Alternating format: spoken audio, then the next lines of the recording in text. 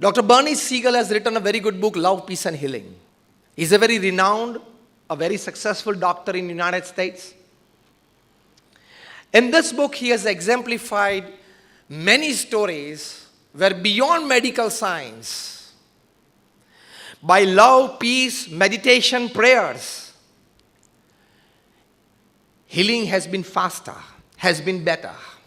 And he presented all these cases on primetime American TV. A lady in Los Angeles, California, she decided to do some social service.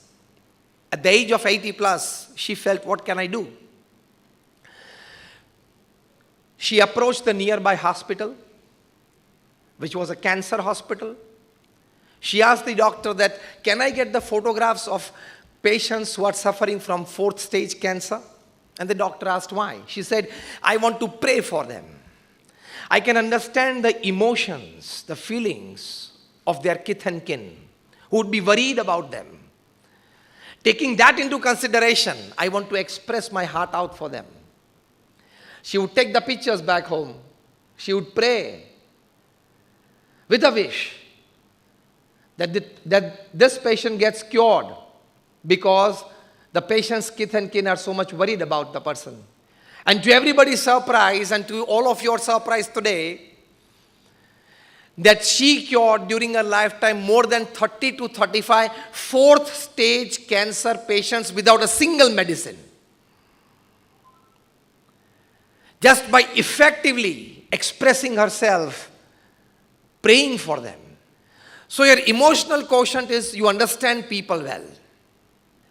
When you will in future get into work mode, get into management.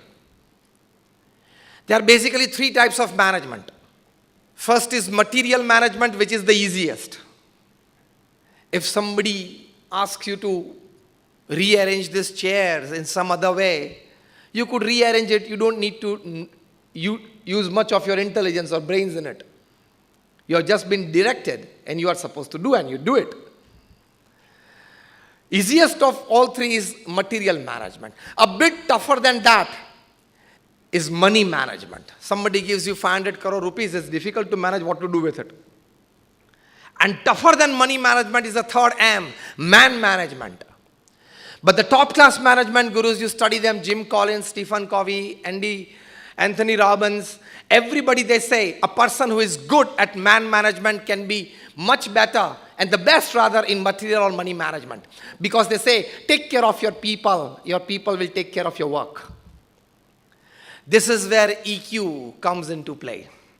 This is called emotional intelligence. So emotional intelligence is all about empathy. So I exemplified and defined emotional intelligence. Coming to spiritual quotient, spiritual intelligence. You might all have heard the name of Abraham Lincoln, who was the President of the United States, but perhaps the most famous President of the United States. Yes or no? Raise your hands. Okay. Abraham Lincoln, when he became the president after losing 16 elections and winning on the 17th one, he sat down to decide his cabinet. His personal aide was just beside him. He started listing the births, started listing the name of the ministers, in which he decided to give the post of the War of Secretary to a particular person. His secretary beside him said, "Sir, if you don't mind, can I interrupt?" He said, "Yes." "Sir, when you are giving this very important, critical post to this person, do you know that he denounces you as a clown in public? Do you know that he opposes your policies in public? Do you know that during meetings of the cabinet, he is not in tune with your opinions?" Abraham Lincoln goes, "Yes, I know. I know it." "Sir, even then you are giving this important critical post to him?" which is the second most important diplomat in the presidential hierarchy, that is the presidential democracy that is in the United States. Abraham Lincoln says yes. So why? Abraham Lincoln goes, see now, understand well what is spiritual quotient.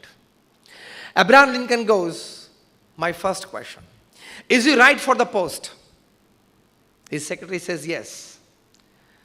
His IQ for the post is perfectly matched. Second question, is there any question of his integrity towards the nation?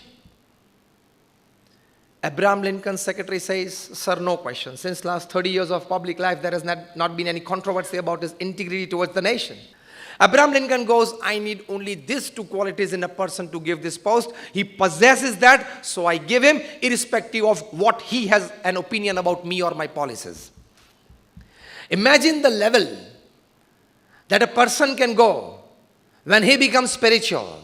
Spiritual quotient is well defined as you go beyond certain limitations of human mind. You go beyond certain preconditions of human mind. You go beyond certain described and prescribed habits of human behavior, which Abraham Lincoln went, crossed all three barriers. To create a situation by taking a decision or getting involved that could be very beneficial for the future generation to hold on to the values and virtues of great human living. You become a source of inspiration.